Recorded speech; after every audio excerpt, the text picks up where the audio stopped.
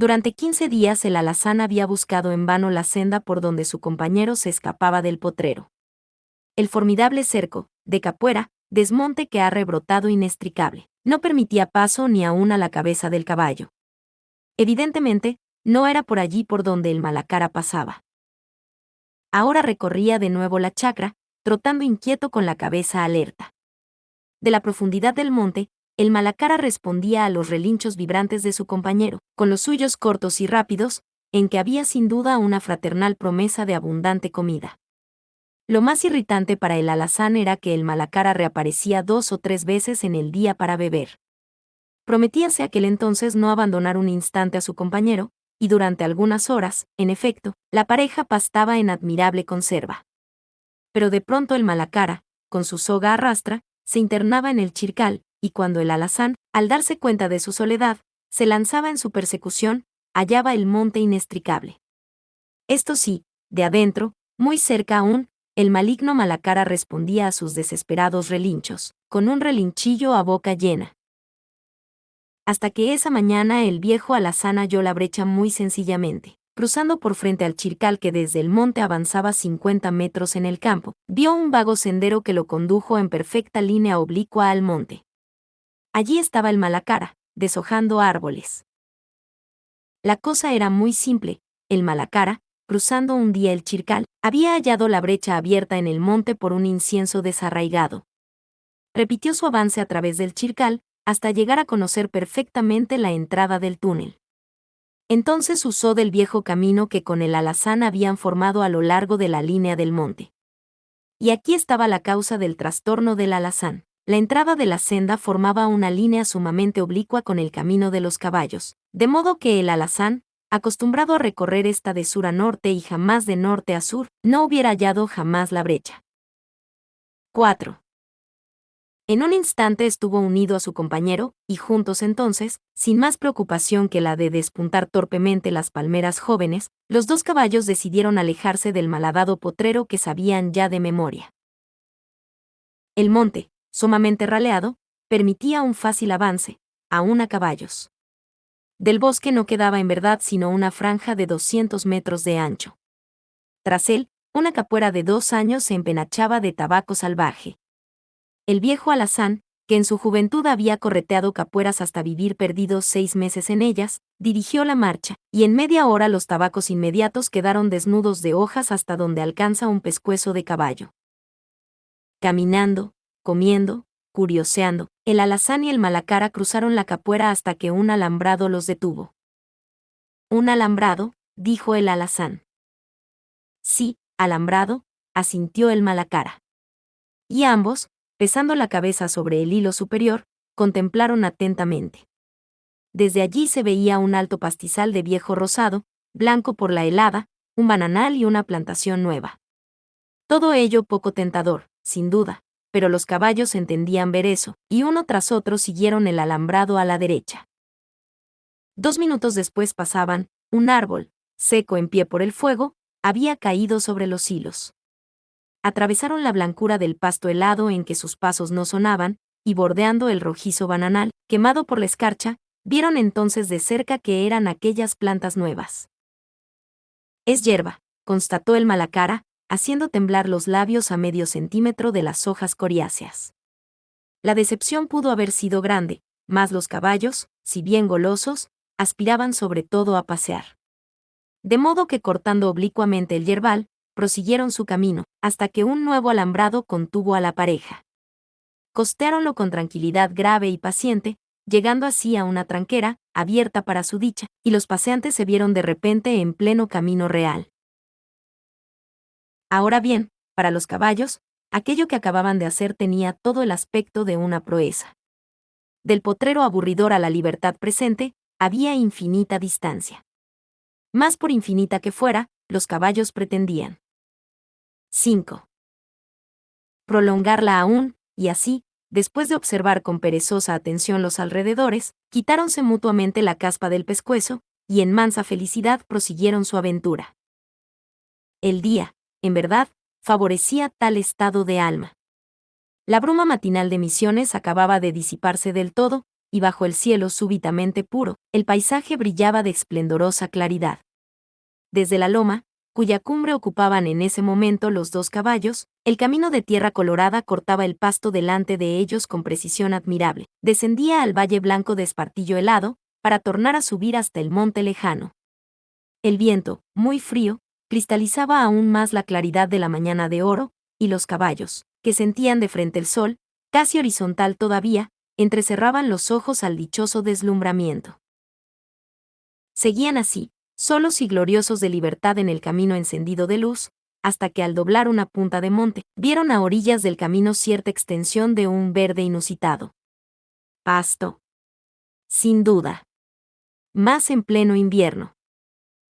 Y con las narices dilatadas de gula, los caballos se acercaron al alambrado. Sí, pasto fino, pasto admirable. Y entrarían, ellos, los caballos libres.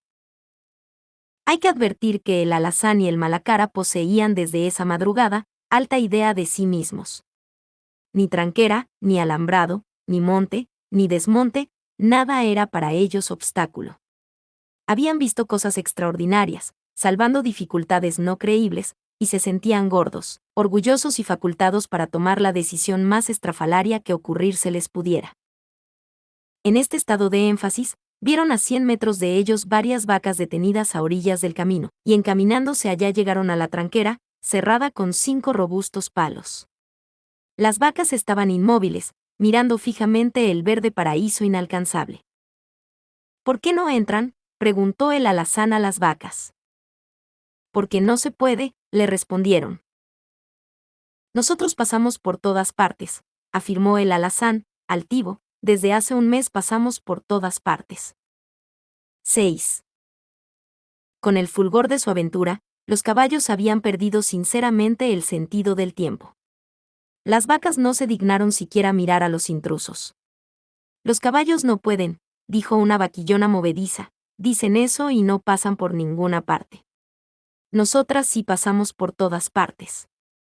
Tienen soga, añadió una vieja madre sin volver la cabeza. Yo no tengo soga, respondió vivamente el alazán. Yo vivía en las capueras y pasaba. Sí, detrás de nosotras. Nosotras pasamos y ustedes no pueden. La vaquillona movediza intervino de nuevo. El patrón dijo el otro día, a los caballos con un solo hilo se los contiene. ¿Y entonces, ustedes no pasan? No, no pasamos, repuso sencillamente el malacara, convencido por la evidencia. Nosotras sí. Al honrado malacara, sin embargo, se le ocurrió de pronto que las vacas, atrevidas y astutas, impenitentes invasoras de chacras y del código rural, tampoco pasaban la tranquera. Esta tranquera es mala, objetó la vieja madre, él sí. Corre los palos. Con los cuernos. ¿Quién?, preguntó el alazán. Todas las vacas volvieron a él la cabeza con sorpresa. El toro, Barigüí. Él puede más que los alambrados malos. Alambrados. ¿Pasa? Todo. Alambre de púa también. Nosotras pasamos después. Los dos caballos, vueltos ya a su pacífica condición de animales a que un solo hilo contiene, se sintieron ingenuamente deslumbrados por aquel. 7. Héroe capaz de afrontar el alambre de púa, la cosa más terrible que puede hallar el deseo de pasar adelante. De pronto las vacas se removieron mansamente, a lento paso llegaba el toro. Y ante aquella chata y obstinada frente dirigida en tranquila recta a la tranquera, los caballos comprendieron humildemente su inferioridad. Las vacas se apartaron, y Barigüí, pasando el testuz bajo una tranca, intentó hacerla correr a un lado. Los caballos levantaron las orejas, admirados, pero la tranca no corrió. Una tras otra, el toro probó sin resultado su esfuerzo inteligente. El chacarero, dueño feliz de la plantación de avena, había asegurado la tarde anterior los palos con cuñas. El toro no intentó más.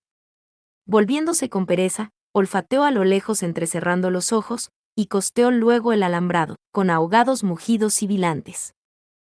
Desde la tranquera, los caballos y las vacas miraban. En determinado lugar el toro pasó los cuernos bajo el alambre de púa, tendiéndolo violentamente hacia arriba con el testuz, y la enorme bestia pasó arqueando el lomo. En 4 pasos más estuvo entre la avena, y las vacas se encaminaron entonces allá, intentando a su vez pasar.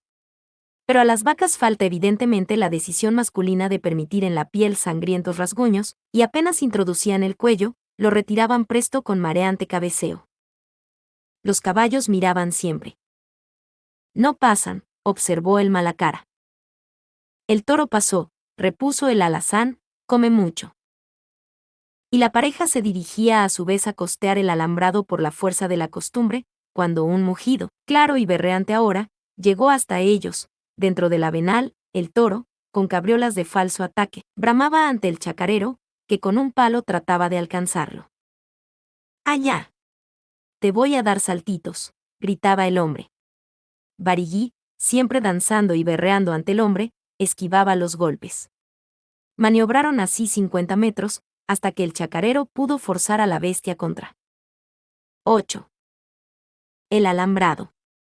Pero ésta, con la decisión pesada y bruta de su fuerza, hundió la cabeza entre los hilos y pasó, bajo un agudo violineo de alambres y de grampes lanzadas a 20 metros. Los caballos vieron como el hombre volvía precipitadamente a su rancho, y tornaba a salir con el rostro pálido. Vieron también que saltaba el alambrado y se encaminaba en dirección de ellos, por lo cual los compañeros, ante aquel paso que avanzaba decidido, retrocedieron por el camino en dirección a su chacra. Como los caballos marchaban dócilmente a pocos pasos delante del hombre, pudieron llegar juntos a la chacra del dueño del toro, siéndoles dado oír la conversación. Es evidente, por lo que de ello se desprende, que el hombre había sufrido lo indecible con el toro del polaco. Plantaciones, por inaccesibles que hubieran sido dentro del monte, alambrados, por grande que fuera su tensión e infinito el número de hilos, todo lo arrolló el toro con sus hábitos de pillaje. Se deduce también que los vecinos estaban hartos de la bestia y de su dueño, por los incesantes destrozos de aquella.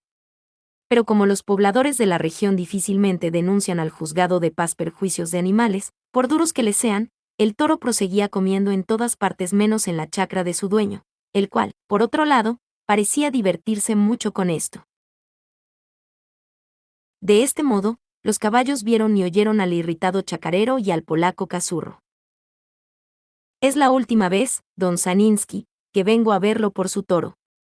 Acaba de pisotearme toda la avena. Ya no se puede más. El polaco, alto y de ojillos azules, hablaba con extraordinario y meloso falsete. Ah, toro, malo. Mi no puede. Mi ata, escapa. Vaca tiene culpa. Toro sigue vaca. Yo no tengo vacas, usted bien sabe. No, no. Vaca Ramírez. Mi queda loco, toro. Y lo peor es que afloja todos los hilos, usted lo sabe también. Noé. Sí, sí, alambre. Ah, mi no sabe. Bueno, ve a don Saninsky, yo no quiero cuestiones con vecinos, pero tenga por última vez cuidado con su toro para que no entre por el alambrado del fondo. En el camino voy a poner alambre nuevo. Toro pasa por camino. No fondo. Es que ahora no va a pasar por el camino. Pasa, toro. No púa, no nada. Pasa todo. No va a pasar. ¿Qué pone? Alambre de púa, pero no va a pasar. No hace nada púa. Bueno, haga lo posible porque no entre, porque si pasa se va a lastimar. El chacarero se fue. Es como lo anterior, evidente, que el maligno polaco, riéndose una vez más de las gracias del animal, compadeció, si cabe en lo posible, a su vecino que iba a construir un alambrado infranqueable por su toro. Seguramente se frotó las manos, y no podrán decir nada esta vez si toro come toda avena. Los caballos reemprendieron de nuevo el camino que los alejaba de su chacra, y un rato después llegaban al lugar en que Barigüí había cumplido su hazaña. La bestia estaba allí siempre, inmóvil en medio del camino, mirando con solemne vaciedad de idea desde hacía un cuarto de hora, un punto fijo de la distancia. Detrás de él, las vacas dormitaban al sol ya caliente, rumiando. Pero cuando los pobres caballos pasaron por el camino, ellas abrieron los ojos despreciativas. Son los caballos. Querían pasar el alambrado. Y tienen soga. Barigüí sí pasó. 10. A los caballos un solo hilo los contiene. Son flacos. Esto pareció herir en lo vivo al alazán, que volvió la cabeza. Nosotros no estamos flacos. Ustedes, sí están. No va a pasar más aquí, añadió señalando los alambres caídos, obra de Barigui. Barigui pasa siempre. Después pasamos nosotras. Ustedes no pasan. No va a pasar más. Lo dijo el hombre. Él comió la avena del hombre. Nosotras pasamos después. El caballo, por mayor intimidad de trato, es sensiblemente más afecto al hombre que la vaca. De aquí que el malacara y el alazán tuvieran fe en el alambrado que iba a construir el hombre. La pareja prosiguió su camino, y momentos después, ante el campo libre que se abría ante ellos, los dos caballos bajaron la cabeza a comer, olvidándose de las vacas. Tarde ya, cuando el sol acababa de entrarse, los dos caballos se acordaron del maíz y emprendieron el regreso. Vieron en el camino al chacarero que cambiaba todos los postes de su alambrado, y a un hombre rubio, que detenido a su lado a caballo, lo miraba trabajar. Le digo que va a pasar, decía el pasajero. No pasará 2 veces, replicaba el chacarero. Usted verá. Esto es un juego para el maldito toro del polaco. Va a pasar. No pasará 2 veces, repetía obstinadamente el otro. Los caballos siguieron, oyendo aún palabras cortadas, reír. Veremos. 11. 2 minutos más tarde el hombre rubio pasaba a su lado a trote inglés. El malacara y el alazán, algo sorprendidos de aquel paso que no conocían, miraron perderse en el valle al hombre presuroso. Curioso, observó el malacara después de largo rato, el caballo va al trote y el hombre al galope. Prosiguieron. Ocupaban en ese momento la cima de la loma, como esa mañana. Sobre el cielo pálido y frío, sus siluetas se destacaban en negro, en mansa y cabizbaja pareja, el malacara delante, el alazán detrás. La atmósfera, ofuscada durante el día por la excesiva luz del sol, adquiría a esa hora crepuscular una transparencia casi fúnebre. El viento había cesado por completo, y con la calma del atardecer, en que el termómetro comenzaba a caer velozmente, el valle helado expandía su penetrante humedad, que se condensaba en rastreante neblina en el fondo sombrío de las vertientes.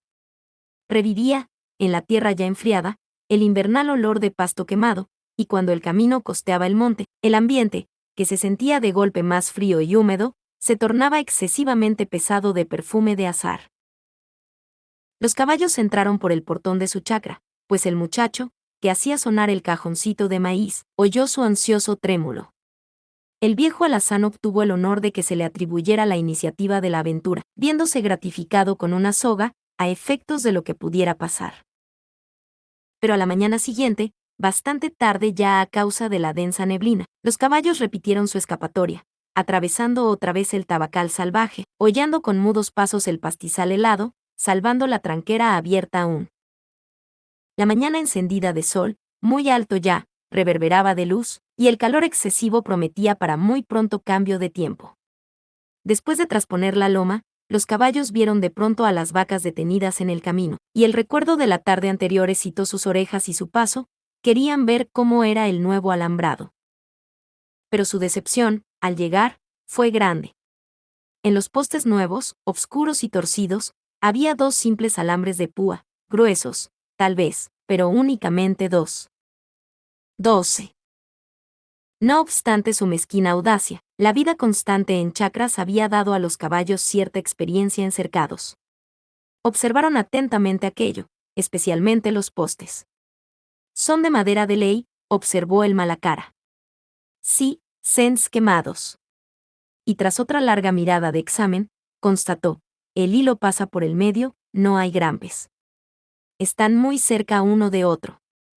Cerca, los postes, sí, indudablemente, 3 metros. Pero en cambio, aquellos 2 modestos alambres en reemplazo de los 5 hilos del cercado anterior, desilusionaron a los caballos. ¿Cómo era posible que el hombre creyera que aquel alambrado para terneros iba a contener al terrible toro? El hombre dijo que no iba a pasar, se atrevió, sin embargo, el malacara, que en razón de ser el favorito de su amo, comía más maíz, por lo cual sentíase más creyente. pero las vacas lo habían oído. Son los caballos.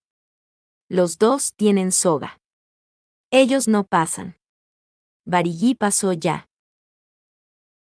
Pasó. ¿Por aquí?, preguntó descorazonado el Malacara. Por el fondo. Por aquí pasa también. Comió la avena. Entretanto, la vaquilla locuaz había pretendido pasar los cuernos entre los hilos, y una vibración aguda, seguida de un seco golpe en los cuernos, dejó en suspenso a los caballos. Los alambres están muy estirados, dijo después de largo examen el alazán. Sí. Más estirados no se puede. Y ambos, sin apartar los ojos de los hilos, pensaban confusamente en cómo se podría pasar entre los dos hilos. 13. Las vacas, mientras tanto, se animaban unas a otras. Él pasó ayer. Pasa el alambre de púa. Nosotras después. Ayer no pasaron. Las vacas dicen sí, y no pasan, oyeron al alazán. Aquí hay púa, y Barigüí pasa. Allí viene. Costeando por adentro el monte del fondo, a 200 metros aún, el toro avanzaba hacia el avenal. Las vacas se colocaron todas de frente al cercado, siguiendo atentas con los ojos a la bestia invasora. Los caballos, inmóviles, alzaron las orejas. Come toda avena. Después pasa. Los hilos están muy estirados, observó aún el Malacara, tratando siempre de precisar lo que sucedería si. Comió la avena. El hombre viene. Viene el hombre, lanzó la vaquilla locuaz. En efecto, el hombre acababa de salir del rancho y avanzaba hacia el toro. Traía el palo en la mano, pero no parecía iracundo, estaba así muy serio y con el ceño contraído. El animal esperó a que el hombre llegara frente a él, y entonces dio principio a los mugidos con bravatas de cornadas. El hombre avanzó más, y el toro comenzó a retroceder, berreando siempre y arrasando la avena con sus bestiales cabriolas. Hasta que, a 10 metros ya del camino, volvió grupas con un postrer mugido de desafío burlón, y se lanzó sobre el alambrado. Viene Barigüí. Él pasa todo. Pasa alambre de púa, alcanzaron a clamar las vacas. Con el impulso de su pesado trote, el enorme toro bajó la cabeza y hundió los cuernos entre los dos hilos. Se oyó un agudo gemido de alambre, un estridente chirrido que se propagó de poste a poste hasta el fondo, y el toro pasó. Pero de su lomo y de su vientre, profundamente abiertos, canalizados. 14. Desde el pecho a la grupa, llovían ríos de sangre. La bestia, presa de estupor, quedó un instante atónita y temblando. Se alejó luego al paso, inundando el pasto de sangre, hasta que a los 20 metros se echó, con un ronco suspiro. A mediodía el polaco fue a buscar a su toro, y lloró en falsete ante el chacarero impasible. El animal se había levantado, y podía caminar. Pero su dueño, comprendiendo que le costaría mucho trabajo curarlo, si esto aún era posible, lo carneó esa tarde, y al día siguiente al Malacara le tocó en suerte llevar a su casa, en la maleta, 2 kilos de carne del toro muerto. 15. Horacio Quiroga.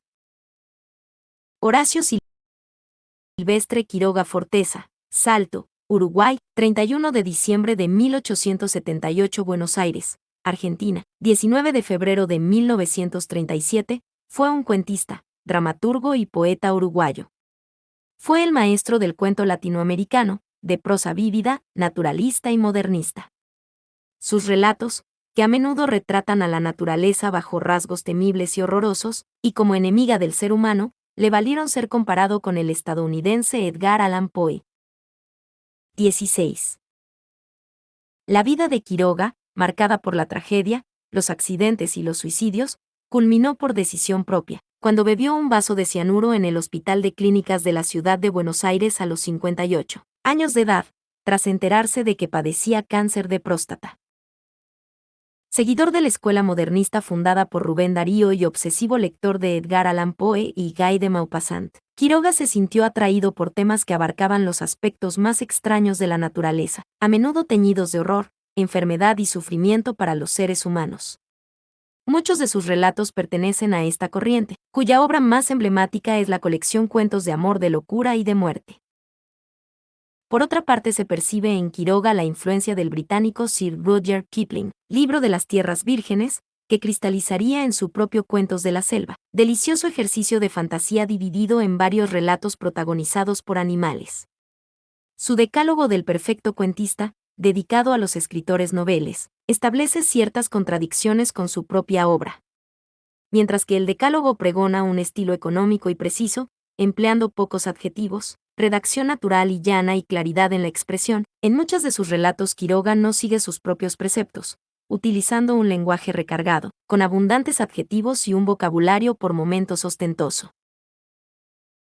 Al desarrollarse aún más su particular estilo, Quiroga evolucionó hacia el retrato realista, casi siempre angustioso y desesperado, de la salvaje naturaleza que le rodeaba en Misiones. La jungla, el río, la fauna, el clima y el terreno forman el andamiaje y el decorado en que sus personajes se mueven, padecen y a menudo mueren.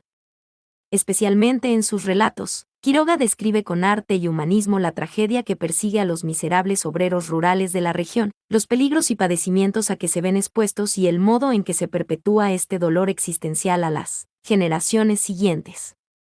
Trató, además, muchos temas considerados tabú en la sociedad de principios del siglo XX, revelándose como un escritor arriesgado, desconocedor del miedo y avanzado en sus ideas y tratamientos. Estas particularidades siguen siendo evidentes al leer sus textos hoy en día. Algunos estudiosos de la obra de Quiroga opinan que la fascinación con la muerte, los accidentes y la enfermedad, que lo relaciona con Edgar Allan Poe y Baudelaire, se debe a la vida increíblemente trágica que le tocó en suerte. Sea esto cierto o no, en verdad Horacio Quiroga ha dejado para la 17. Posteridad algunas de las piezas más terribles, brillantes y trascendentales de la literatura hispanoamericana del siglo XX. Información extraída de la Wikipedia.